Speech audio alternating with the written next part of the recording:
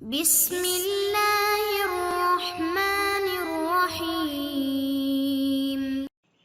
نحمده ونصلي ونسلم على رسوله الکریم اما بعد۔ حضرت طلبہ، سبق نمبر 8 ہے اور فصل فی بیان المحرمات، اس سبق اور اس فصل کا یہ سبق اور اس کے بعد آخری سبق ہوگا۔ اور اس سبق میں ہم بات کرتے ہیں کہ زنا کی وجہ سے حاملہ عورت ہے تو اس حمل کی حالت کے اندر اس کے ساتھ نکاح کرنا درست ہے یا نہیں ہے۔ تو اسی کے ساتھ پھر آگے باندی کا مسئلہ بھی آئے گا، تو اس کو ہم آج سیکھتے ہیں۔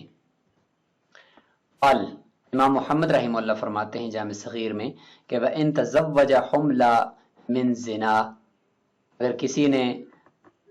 زنا سے حاملہ عورت ہے اس سے نکاح کر لیا، جاز النکاح، نکاح تو درست ہو جائے گا، ولا یطؤھا،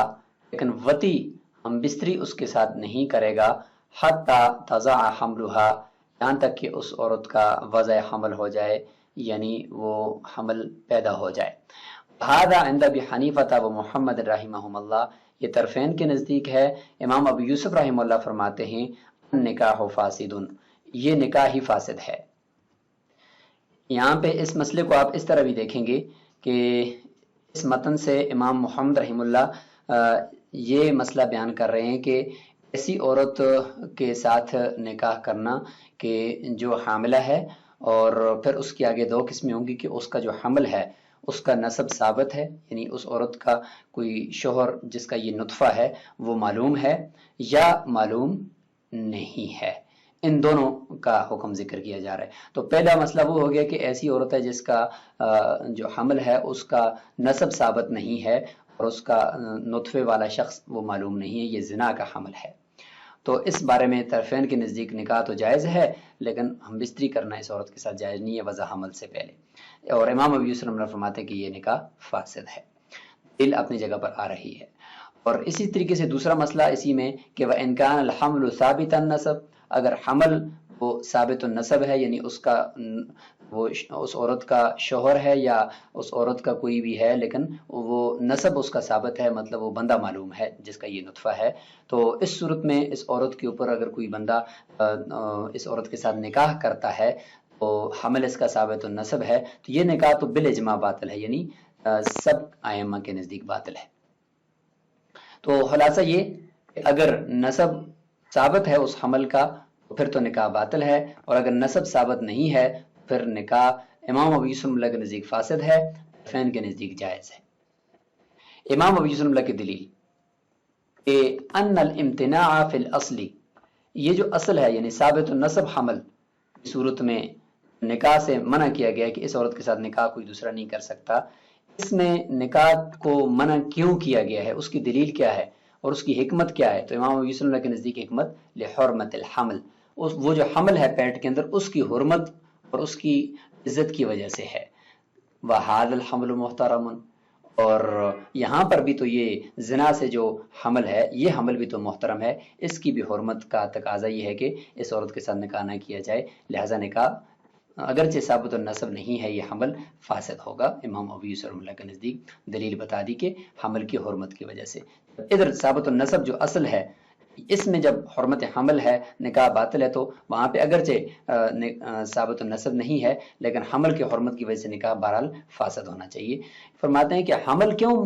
زنا کا محترم ہے کہ لأنه لا جنایت منه، اس کی طرف سے تو کوئی جنایت نہیں ہے لہذا وہ بھی محترم ہے۔ یہ امام ابو یوسف رحمہ اللہ کی دلیل ہوگی۔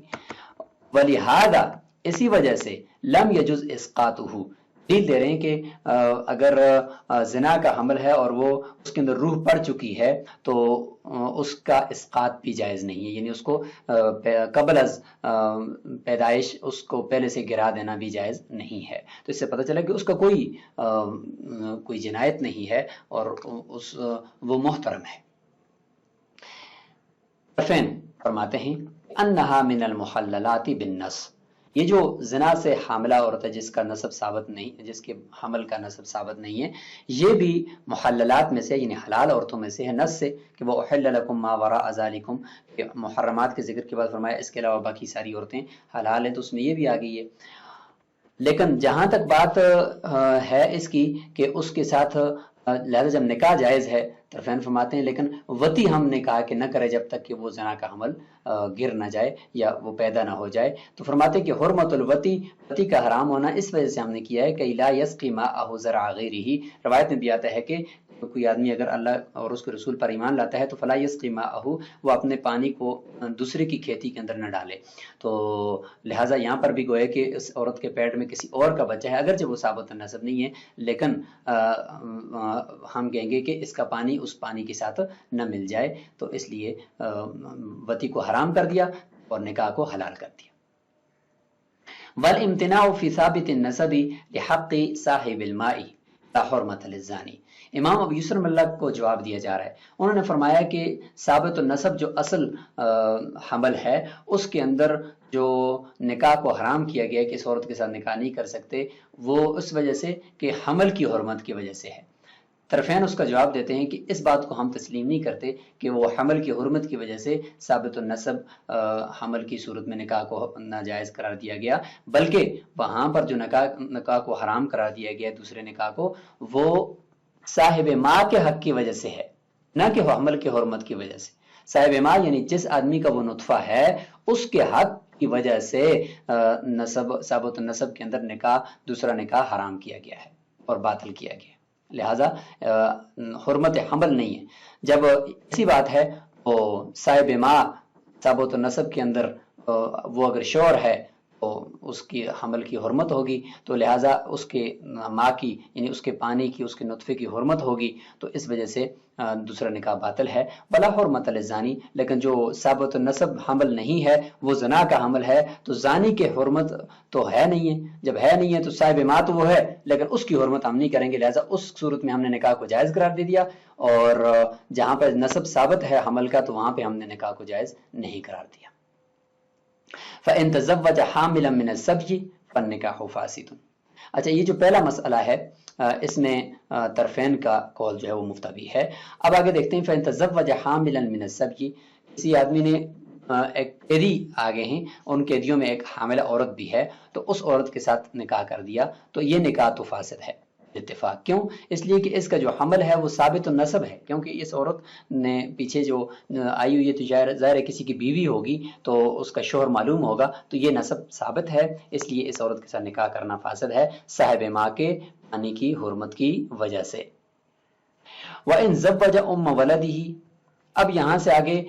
باندی کے مسائل شروع ہو گئے ہیں. باندی ایک وہ ہوتی ہے کہ جس سے ابھی تک مولا کا کوئی بچہ پیدا نہیں ہوا. اس سے پہلے آپ یہ بات سمجھیں کہ فراش کی 3 قسمیں ہیں. فراش یعنی فراش کا مطلب ہوتا ہے کہ کسی عورت کا متعین ہو جانا کہ اس سے جو بھی بچہ پیدا ہوگا وہ اس فلاں شخص کا ہوگا، تو اس کو کہتے ہیں کہ یہ عورت فراش ہے کس کا؟ فلاں شخص کا. اچھا، اس فراش کی پھر 3 قسمیں ہیں. فراش قوی بیوی کا فراش ہوتا ہے جو نکاح میں آ جاتی ہے تو وہ متعین ہو جاتی ہے اس شوہر کے لیے. دوسرا ہوتا ہے فراش متوسط. وہ متوسط فراش وہ ہوتا ہے کہ جس باندی سے ایک مرتبہ بچہ پیدا ہو گیا اس کے بعد جو دوسرا بچہ پیدا ہو رہا ہے تو یہ فراش متوسط ہے کہ بغیر مولا کے دعویٰ کیے، دیوا اس کو کہتے ہیں، بغیر اس مولا کے نسب کا دعویٰ کیے وہ بچے کا نسب اس مولا سے ثابت ہو جائے گا، کیونکہ پہلے ایک مرتبہ ثابت ہو چکا ہے. اس کو کہتے ہیں فراش متوسط. یہ ام ولد کا فراش ہوتا ہے اور اس باندی کو ام ولد کہا جاتا ہے جس سے ایک مرتبہ مولا کا بچہ پیدا ہو جائے. تیسرا ہوتا ہے فراش ضعیف. فراش ضعیف وہ ہوتا ہے کہ جو باندی کا فراش ہو جس سے ابھی تک کوئی بچہ پیدا نہیں ہوا، تو پہلی مرتبہ جو بچہ پیدا ہونے جا رہا ہو تو یہ باندی کا جو فراش ہے مولا سے یہ ضعیف ہے، اور اس کا ضعیف کا حکم یہ ہے کہ جب تک مولا اس پہلے بچے کا دعویٰ نہیں کرے گا نسب کا کہ یہ میرا بچہ ہے، اس وقت تک اس مولا سے نسب ثابت نہیں ہوگا. اب ان 3 فراشوں کو دیکھتے ہوئے اب یہاں پہ غور کریں کہ ایک باندی ہے جس سے پہلے بچہ مولا کا ایک مرتبہ پیدا ہو چکا ہے، اب یہ دوسرا بچہ ہے تو یہ ام ولد ہے، ٹھیک ہے، اور وہ حاملہ ہے دوسری مرتبہ، تو ام ولد فراش متوسط ہے، مولا کے دعویٰ کے بغیر بھی یہ حمل جو ہے اس مولا سے ثابت ہے. ہاں البتہ متوسط کا فائدہ یہ ہے کہ اگر مولا اس کی نفی کرے تو نفی ہو جائے گی، لیکن نفی نہ کرے تو بغیر دعویٰ کے نسب اس سے ثابت ہو جائے گا. تو اب اس کو دیکھتے ہیں. فرماتے ہیں کہ اپنی ام ولد کا نکاح کسی دوسرے بندے کے ساتھ مولا کرا رہا ہے، ایک مرتبہ اس سے بچہ پیدا ہوا ہے، دوسری مرتبہ وہ حاملہ ہے، وہی حامل منہ، وہ مولا کی حاملہ بھی ہے. دوسری مرتبہ سے، فن نکاح باطل، یہ نکاح باطل ہے، کیوں؟ لأنہا فراش لمولاہا، کیونکہ یہ ام ولد مولا کا فراش ہے، یعنی فراش متوسط ہے، کیونکہ ایک مرتبہ پہلے بچہ پیدا ہو چکا ہے، اب متعین ہو چکی ہے یہ عورت اس مولا کے لیے۔ حتی یثبت نسب ولدها منہ من غیر دیوہ، یہاں تک کہ اس عورت کے بچے کا نسب ثابت ہو جائے گا مولا سے بغیر مولا کے نسب کا دعویٰ کیے۔ فلو صح النکاح، جب اگر ہم اس نکاح کو درست قرار دیں ام ولد کے دوسری جگہ پہ جو مولا قرار آئے، تو لحصل الجمع بین الفراشین، تو دو فراش، مولا کا فراش اور آگے جو نکاح کرنے والا بندہ ہے اس کا فراش جمع ہو جائیں گے، تو یہ جائز نہیں ہے۔ ہاں الا انہ غیر متاکد، لیکن یہ فراش متوسط ہے، فراش قوی نہیں ہے، تو اس کا فائدہ یہ کہ حتی ینتفی الولد بالنفی من غیر لعان، کہ اگر مولا کہہ دیتا ہے کہ بھئی یہ جو دوسرا بچہ میری باندی کا حمل ہے یہ میرا نہیں ہے، تو اس کے نفی کرنے سے بچے کا نسب بھی نفی ہو جائے گا مولا سے، اور عورت کو لعان بھی کرنا نہیں پڑے گا، یعنی وہ قسمیں بھی نہیں کھانی پڑیں گی، اور عورت کے اوپر کوئی زنا کی تہمت بھی نہیں آئے گی۔ جب یہ مسئلہ ہے تو فلا یعتبر ما لم یتصل به الحمل، پس اس فراش کا اعتبار نہیں کیا جائے گا جو مولا کا فراش ہے جب تک کہ اس کے ساتھ حمل متصل نہ ہو جائے۔ اگر ام ولد کا نکاح مولا کراتا ہے اور وہ حاملہ نہیں ہے تو پھر اس کا اعتبار اس فراش کا نہیں کیا جائے گا اور اس کا وہ نکاح درست ہو جائے گا، اور اگر ساتھ ساتھ وہ حمل بھی ہے اس کا تو پھر اس فراش کا اعتبار کیا جائے گا اور نکاح کو باطل قرار دے دیا جائے گا۔ اسی کے برعکس دوسرا فراش ضعیف ہوتا ہے، اور وہ ہے باندی کا فراش، جس سے ابھی تک مولا کا بچہ پیدا نہیں ہوا، تو اس کے بارے میں فرماتے ہیں کہ ومن وطی جاریتہ، اگر کسی نے اپنی باندی سے وطی تو کی، ہم بستری تو کی، لیکن اس سے پہلے کوئی بچہ پیدا نہیں ہوا، تو اس کا فراش ضعیف ہے، مولا کے دعویٰ کے بغیر نسب ثابت نہیں ہوتا۔ ثم زوجہا، پھر مولا نے اس باندی کا نکاح کسی دوسرے کے ساتھ کرا دیا، وطی کی ہوئی ہے، تو فرماتے ہیں جاز النکاح، اس کا نکاح درست ہو جائے گا، کیوں؟ لأنہا لیست بفراش، فراش قوی یا فراش متوسط نہیں ہے یہ باندی اس مولا کا مولا۔ فإنہا لو جاءت بولد، دلیل دے رہے ہیں کہ اگر یہ پہلی مرتبہ یہ بچہ اگر یہ لے کر آ جائے تو لا یثبت نسبہ من غیر دیوہ، مولا کے دعوی کے بغیر اس عورت کا، اس باندی کا نسب بھی ثابت نہیں ہوگا، کیونکہ فراش ضعیف ہے۔ جب فراش ضعیف ہے تو دعوے کی ضرورت ہے نسب کے لیے، تو لہٰذا فرماتے ہیں کہ یہ نکاح اگر دوسری جگہ پہ ہو گیا تو یہ درست ہے۔ ہاں الا ان علیہ، لیکن مولا کے اوپر یہ لازم ہے کہ ان یستبرئہا صیانۃ لمائہ، کہ اس کو آگے نکاح میں دینے سے پہلے اس کا استبراء رحم کر لے۔ استبراء رحم کا مطلب ہوتا ہے کہ اس کو اتنا چھوڑ دے کہ اس عورت کو کوئی حیض ایک آ جائے، تاکہ پتہ چل جائے کہ اس کے پیٹ میں کوئی اس کا حمل نہیں ہے، تاکہ اس کے بعد اگلے آدمی کو نکاح کرے تو اگلے آدمی کا پانی اس مولا کے پانی کے ساتھ جمع نہ ہو جائے۔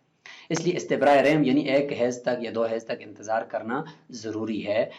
بلکہ مستحب ہے، مولا کے لیے کوئی واجب نہیں ہے، لیکن حدیث کی روح سے تاکہ دوسرے آدمی کا پانی اس کے نطفے کے ساتھ نہ مل جائے۔ وَإِذَا جَازَ النِّکَاحُ، پس جب نکاح جائز ہے اس باندی کا آگے کرانا، تو فَلِلزَّوْجِ أَن يَطَأَهَا قبل الاستبراء، جب ایک دفعہ شریعت نے اجازت دے دی ہے تو لہٰذا اب شوہر کے لیے بغیر استبراء کے اجازت ہے طرفین کے نزدیک کہ وہ اس کے ساتھ ہم بستری کرے۔ امام محمد رحمہ اللہ فرماتے ہیں کہ لا احب لہ، یا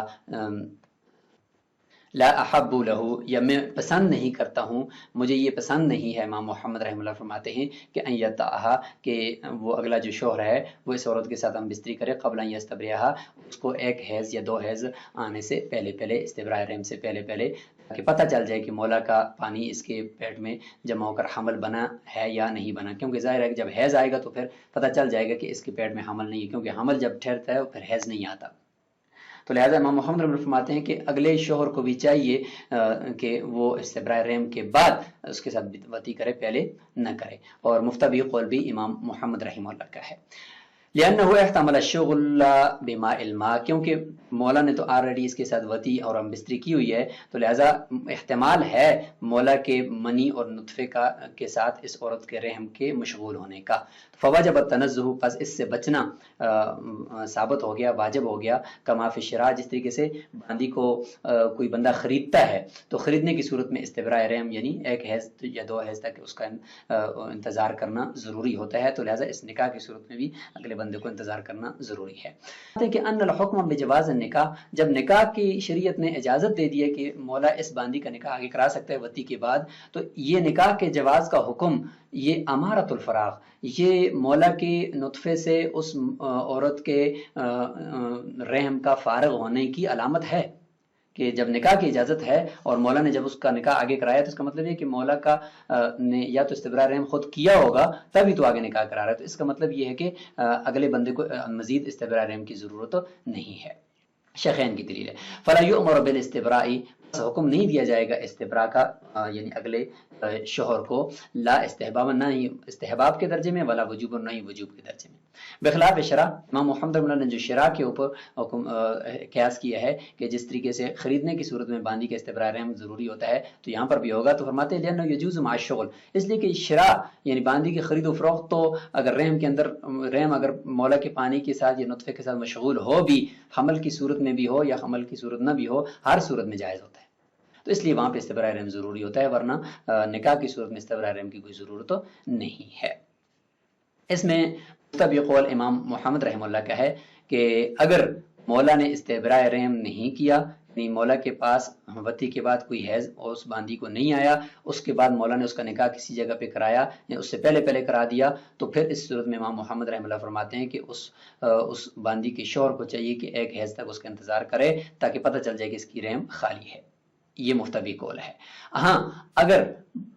مولا کے پاس اس کو حیض آیا تھا پھر اس نے نکاح کرایا ہے تو اس کا مطلب ہے کہ مولا نے اس کا استبراء رحم کر دیا ہے، اب اس کا رحم خالی ہے، اب آگے شوہر کو انتظار کرنے کی مزید ضرورت نہیں ہے، وہ اس کے ساتھ ہم بستری کر سکتا ہے۔